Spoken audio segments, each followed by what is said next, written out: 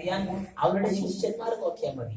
അമീറന്മാരുടെ വണ്ണവും എണ്ണവും അറിഞ്ഞാൽ അറിയാമേ സുൽത്താൻമാർ പോലീശ. ഇപ്പൊ ഈ അടുത്തടുക്ക് വഫാത്തായി പോയ ഒരു മഹാപണ്ഡിതനുണ്ടായിരുന്നു, സമസ്തയുടെ പ്രസിഡന്റ് AP കുമരംപുത്തൂർ മുഹമ്മദ് മുസ്ലിയാർ. വലിയ പ്രസിദ്ധനായി. അവരുടെയൊക്കെ ചരിത്രം പരിശോധിച്ചു നോക്കുക. അവരൊക്കെ ആരായിരുന്നു? AP കുമരംപുത്തൂർ മുഹമ്മദ് മുസ്ലിയാരൊക്കെ ആരായിരുന്നു? അവരെങ്ങനെ വഫാത്തായത്?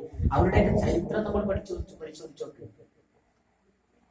ആ മഹാപണ്ഡിതൻ ബഹുമാനപ്പെട്ട കന്യാല മൗലയുടെ, നമ്മുടെ മൗലയുടെ ശിഷ്യനായിരുന്നു. എത്ര പണ്ഡിതന്മാരാണ്, എത്ര ഔലിയാക്കന്മാരാണ്. പണ്ഡിതന്മാർക്ക് ശൈഖായ മഹാനാണ് ബഹുമാനപ്പെട്ട കന്യാല മൗല. ആലിമീങ്ങൾക്ക് ശൈഖാവെന്ന് പറഞ്ഞാൽ വലിയ പവർ വേണതിന്. ആലിമീങ്ങൾ എന്ന് പറഞ്ഞാൽ അവർക്ക് വലിയ അറിവാണ്, അവർക്ക് വലിയ വിജ്ഞാനം. അവർ ഒരുപാട് കിതാബുകളൊക്കെ പഠിച്ച് വലിയ മഹത്വത്തിലേക്ക് എത്തിയവരാ ഉഖ്റവിയായ ആലിമീങ്ങൾ. അവർക്ക് തന്നെ ശ്രേഷ്ഠതയുണ്ട്. അവർക്ക് ശൈഖാവാൻ എന്തൊക്കെ വേണം? സർവ ഷർത്തുകളും ഫർളുകളും യോജിച്ച കാമിലും മുക്കമ്മിലുമായ മുറബ്ബിയായ ശൈഖായിരുന്നു ബഹുമാനപ്പെട്ട കന്യാല മൗല. ഒരിക്കൽ ബഹുമാനപ്പെട്ട മൗലയോട് ഒരാൾ ചെന്നിട്ട്, ഇതൊക്കെ നേരിട്ടുള്ള അനുഭവങ്ങളാണ്, നമ്മുടെ ഉസ്താദുമാരുടെ കൂട്ടത്തിൽപ്പെട്ട ഒരാൾ ചെന്നിട്ട് സംസാരിക്കുന്ന കൂട്ടത്തിൽ ബഹുമാനപ്പെട്ട മൗല ചോദിച്ചു, ഒരു മുറബ്ബിയായ ശൈഖിനെ ഒരേ സമയം എത്ര സ്ഥലത്ത് ഹാജരാവാൻ പറ്റുള്ളൂ? അപ്പൊ നമ്മൾക്ക് പഠിച്ചതനുസരിച്ച് ഒരു വലിയന് 40 സ്ഥലത്ത് ഒരേ സമയം ചെല്ലാൻ പറ്റുമെന്നും 70 സ്ഥലത്ത് ചെല്ലാൻ പറ്റുമെന്നും അങ്ങനെയൊക്കെ പലതുണ്ടല്ലോ. എന്നാൽ ഒരു മുറബ്ബിയായ ശൈഖിനെ, കാമിലായ ഒരു മുറബ്ബിക്ക്, മുറബ്ബി എന്ന് പറഞ്ഞാൽ കാമിലായ, ഇന്നിപ്പോ എല്ലാം അങ്ങനെ പരസ്യം അടിച്ച് പറയുന്ന അതല്ല, നമ്മൾ ആരെ എതിർക്കണ്ട. ഞാൻ പറഞ്ഞത് ബഹുമാനപ്പെട്ട മൗല അങ്ങനെയൊന്നുമല്ല. ബഹുമാനപ്പെട്ട മൗല വലിയ മഹാനായിരുന്നവര്. ഈ അടുത്ത കാലത്ത് പറയപ്പെടാൻ പറ്റിയ ഉൾക്കാഴ്ചയുള്ള മഹത്വങ്ങളുടെ കൂട്ടത്തിൽ ഉന്നത സ്ഥാനം അലങ്കരിച്ചവരായിരുന്നു ബഹുമാനപ്പെട്ട കന്യാല മൗല. അനുഭവമുള്ളവർക്കറിയാം. ബഹുമാനപ്പെട്ട മൗല ചോദിച്ചു, ഒരു മുറബ്ബിയായ ശൈഖിന് എത്ര ജസദ് ഉണ്ടാകും, ശരീരമുണ്ടാകും? എന്നിട്ട് മൗല പറയുകയാണ്, അവർക്ക് എത്ര ശിഷ്യന്മാരുണ്ടോ അത്രയും ജസദ് അവർക്കുണ്ടാകും. ഒരു മുറബ്ബിയായ ശൈഖിന്റെ സ്ഥാനമാണ് ഇവർ. അവരുടെ ശിഷ്യന്മാർ എത്ര ഉണ്ടായിരുന്നു, അവർക്ക് എത്ര ശിഷ്യന്മാരുണ്ട്, അവിടെ ഒക്കെ അവർക്ക് ഹാജരാവാൻ പറ്റും. ബഹുമാനപ്പെട്ട മൗലക്ക് ലക്ഷക്കണക്കിന് ശിഷ്യന്മാരാണ്, ലക്ഷക്കണക്കിനാണ്. നമ്മുടെ ഉസ്താദ്, ബഹുമാനപ്പെട്ട നമ്മുടെ ഉസ്താദ് മൗലയെ കാണാൻ വേണ്ടി ആദ്യമായി ചെല്ലുന്ന സമയത്ത് മൗല അന്ന് ചില ആളുകൾ ശുദ്ധിയില്ലാതെയൊക്കെ ചെല്ലുമ്പോ ചീത്ത പറയുകയും ചിലപ്പോൾ തല്ലാനോങ്ങിയ തല്ലിയൊക്കെ ചെയ്യുന്ന സമയമാണ്. അങ്ങനെയാണ് അവരുടെ അവസ്ഥ.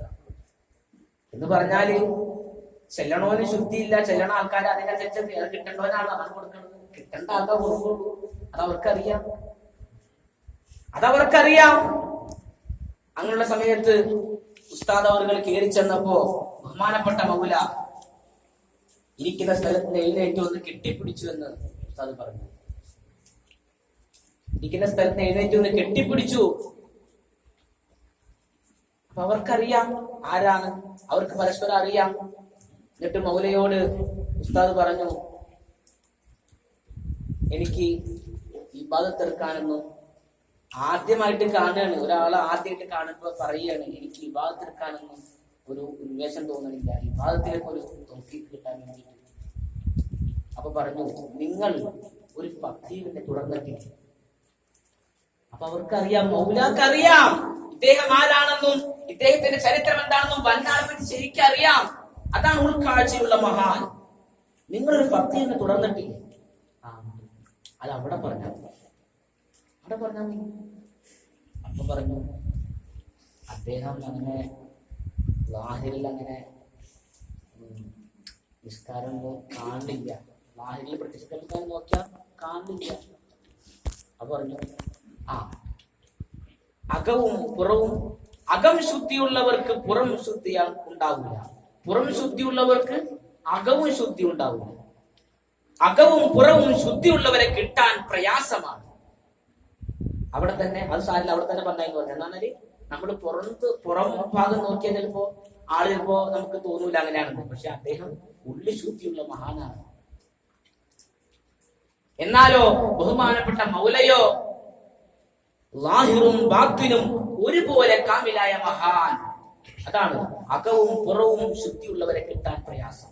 ബഹുമാനപ്പെട്ട മൗല ലാഹിറും ബാത്തിനും കാമിലായ മഹാനായിരുന്നു. ബഹുമാനപ്പെട്ട കണ്ണിയാല അബ്ദുല്ലാഹിൽ ഖാദിരി മൗലൽ ജലാലി ഖദ്ദസല്ലാഹു സിർറഹു.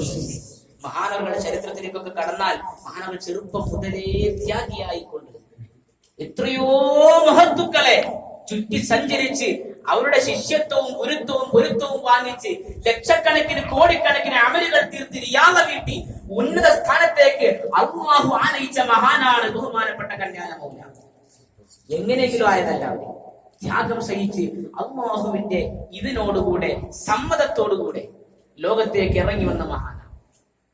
അവരുടെ ചരിത്രം നമുക്ക് ആർക്കും, നിങ്ങളൊക്കെ നാട്ടുകാരല്ലേ, അവരുടെ ചരിത്രം പരിശോധിച്ച് നോക്ക്, നിങ്ങൾ പഠിച്ചു നോക്ക്, ബഹുമാനപ്പെട്ട ചരിത്രം പഠിച്ചു നോക്ക്. ബഹുമാനപ്പെട്ട ചരിത്രം എന്തായിരുന്നു, അവരെങ്ങനെ ഇവിടെ ജീവിച്ചിരുന്നത്. അല്ലാഹുവിന്റെ റസൂല് സ്വല്ലല്ലാഹു അലൈഹി വസല്ലമ തങ്ങള് 4 തലയെക്കെട്ട് കെട്ടിയിരുന്നു. അല്ലാഹുവിന്റെ റസൂല് 4